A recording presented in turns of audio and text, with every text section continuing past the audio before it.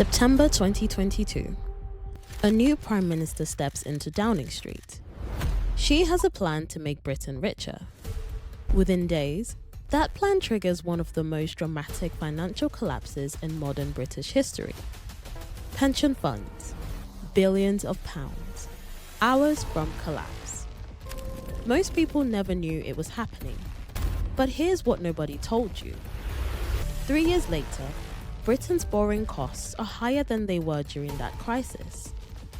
The same warning lights are flashing. And this time, a Chancellor's tears in Parliament sent shockwaves through global markets.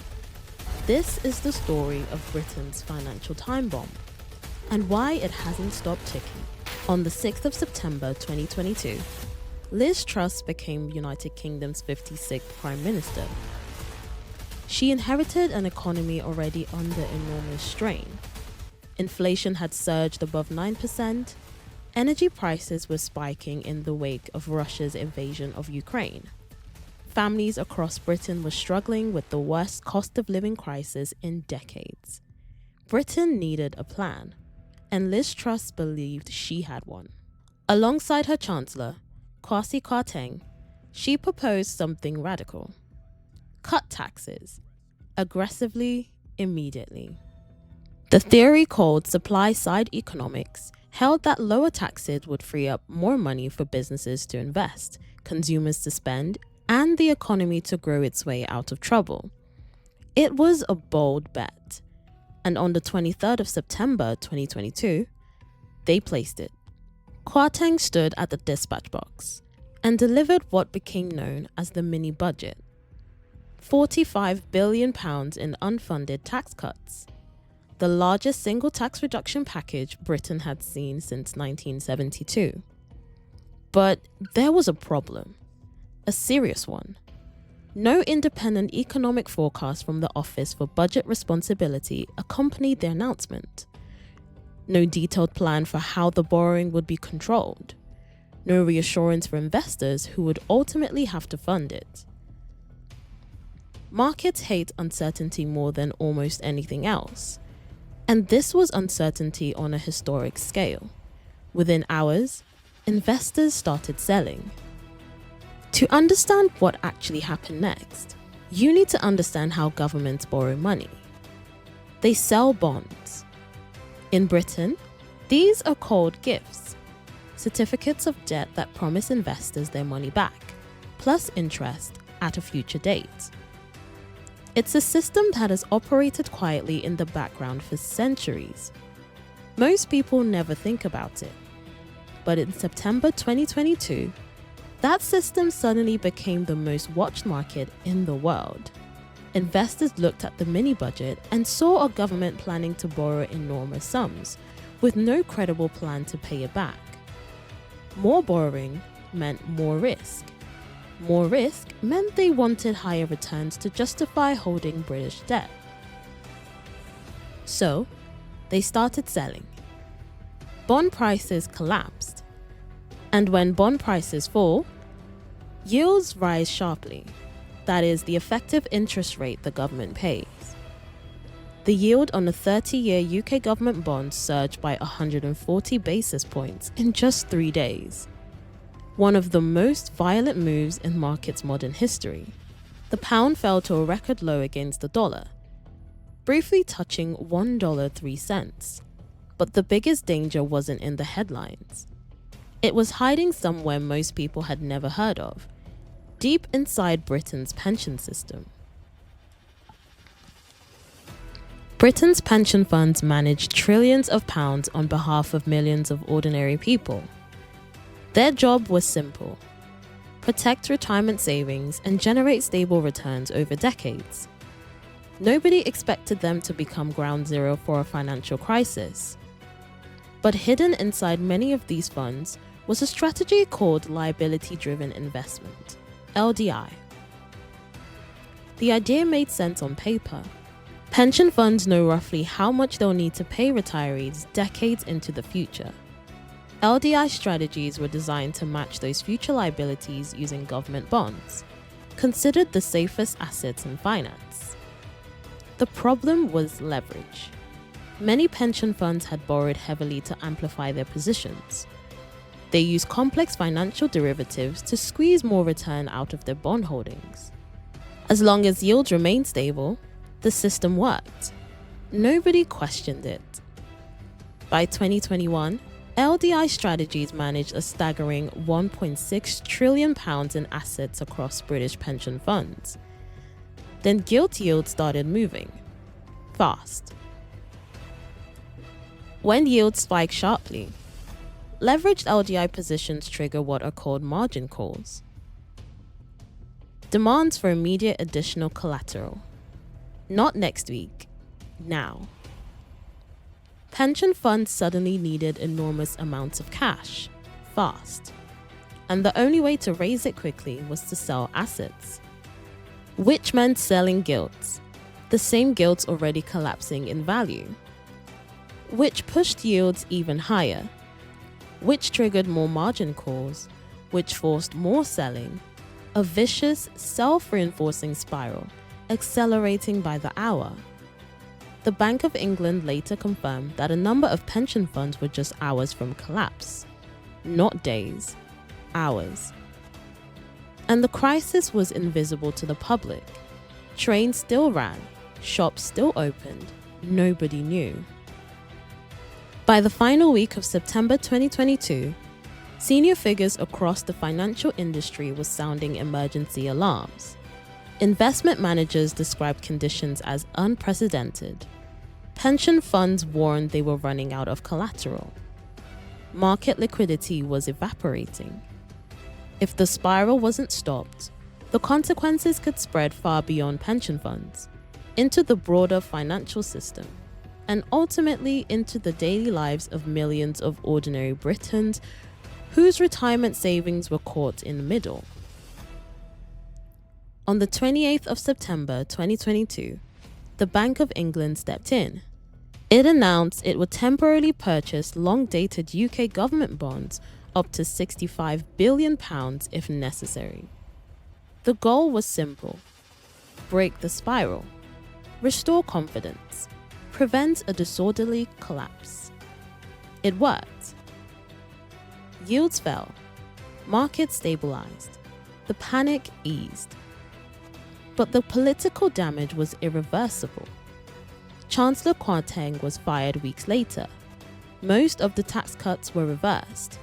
Then, on the 20th of October 2022, just 44 days after taking office, Liz Truss announced her resignation.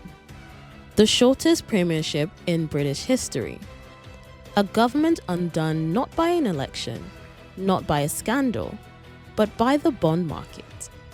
Markets had delivered their verdict, and Britain had learned, the hard way, how much power financial markets hold over elected governments. Or so everyone thought. Fast forward to today. And here is a fact that should stop you cold. Britain's long-term government borrowing costs are now higher than they were at the height of the Liz Truss crisis. In September 2025, 30-year gilt yields hit 5.7%. At the peak of the 2022 collapse, they reached 5%. Read that again. 3 years after the crisis that ended a prime minister's career in 44 days, Britain is borrowing at even higher costs. And barely anyone is talking about it. So what happened? And should we be worried? In July 2024, Labour won a landslide election. Keir Starmer became the Prime Minister. Rachel Reeves became Chancellor of the Exchequer. Reeves came in promising something different from Truss: fiscal rules, discipline. No surprises for the markets. It seemed to be working until January 2025. A wave of global bond selling, driven partly by fears around Donald Trump's return to the White House, hit British gilts hard. 30-year yields spiked to a 26-year high. The pound suffered its worst 3-day drop in nearly 2 years. Comparisons with Liz Truss started immediately. The Treasury insisted markets were functioning normally, and yields did eventually stabilize. But the episode had exposed something uncomfortable. Britain's finances were fragile, and the markets knew it. Then came one of the strangest moments in modern British financial history. It was an ordinary Wednesday afternoon in Parliament. Prime Minister's questions. Keir Starmer was fielding opposition attacks over a humiliating government U-turn on welfare reform, a reversal that had blown a multi-billion-pound hole in Rachel Reeves' budget plans. And then cameras caught something unusual. Rachel Reeves, sitting beside the Prime Minister, was crying. Within minutes, financial markets reacted. Not to a budget announcement, not to an economic report, to tears. UK 10-year bond yields surged, their largest single-day jump since the aftermath of Liz Truss Mini-Budget in 2022. The pound fell. Investors began rapidly repricing British debt. Why? Because for bond markets, Rachel Reeves wasn't just a politician. She was a symbol of fiscal discipline, of credibility, of the promise that Britain had learned from 2022. If she was leaving, that credibility might leave with her. Markets were essentially asking, who runs Britain's finances if not her? Starmer scrambled to reassure investors that Reeves had his full backing. She would stay, he insisted, for many years to come. Markets calmed, yields fell back. But the episode had laid bare something profound. Britain's financial stability was now so fragile that a politician's visible distress in Parliament could move global bond markets. The ghost of Liz Truss was still haunting the room. So, where does Britain stand today? The picture is not reassuring. Between April and August 2025, the UK government borrowed £84 billion, £16 billion more than the same period the year before. Britain has the highest borrowing costs among G7 nations. The OBR, the independent fiscal watchdog, has since admitted it underestimated government borrowing by approximately £60 billion across successive forecasts. Growth is sluggish, debt is rising, and the margin for error is razor thin. The good news? Experts say that pension fund system is more resilient than it was in 2022. Following the LDI crisis, pension funds reduced their leverage dramatically, built larger collateral buffers, and stress-tested their positions. Regulators tightened their oversight. When gilt yields spiked again in January 2025, pension funds didn't just survive. Some actually benefited, using the high yields to lock in better long-term returns. The system, for now, is not on the edge of collapse. But here's the critical word: for now. As one senior analyst put it, the 2022 crisis feels safer today, but only time will tell. The story of Britain's financial crisis isn't really about Liz Truss, or Kwasi Kwarteng, or Rachel Reeves. It's about something much bigger. It's about the relationship between governments, markets, and the system we build to manage money. Modern financial systems are extraordinarily sophisticated. They are also extraordinarily interconnected. A government decision in Westminster affects bonds.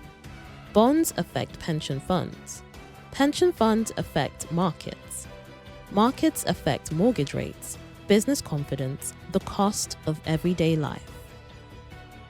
When something goes wrong, even something obscure, even something hidden deep inside a strategy called liability-driven investment that nobody outside the industry has ever heard of, the consequences can cascade through the entire system in hours. The 2022 crisis revealed that Britain's pension system, worth trillions of pounds, had quietly built up a vulnerability that almost nobody had noticed. The 2025 episodes revealed that vulnerability hasn't fully disappeared. It's just wearing a different face. And here is perhaps the most important thing to understand. Government don't control bond markets. Bond markets control government. Liz Truss discovered that in 44 days. Rachel Reeves discovered it on a Wednesday afternoon in Parliament, in real time as financial markets repriced British debt while tears fell down her face. The lesson is the same each time. Financial credibility is not a political abstraction. It is the foundation on which everything else is built. Lose it, and the consequences arrive faster than any government can respond. In 2022, Britain came within 48 hours of a pension system collapse. The Bank of England intervened. The crisis was contained. The Prime Minister resigned, and the world moved on. But the vulnerabilities that made that crisis possible haven't vanished. Britain is still borrowing heavily. Gilt yields are still elevated, higher than during the crisis that ended a government. The margin for error is still thin, and investors are still watching. Every budget, every political wobble, every unexpected headline. The bond market does not forget, and it does not wait. Britain survived 2022. It has navigated the scares since. But somewhere in the machinery of modern finance, in the complex, interconnected Subscribe for more that stories move money about the across hidden forces forces shaping shaping the the world's light. economy. There are vulnerabilities people haven't spotted yet, just as there were in 2022, just as there always are. The clock isn't stopping. It's just ticking more quietly. For now.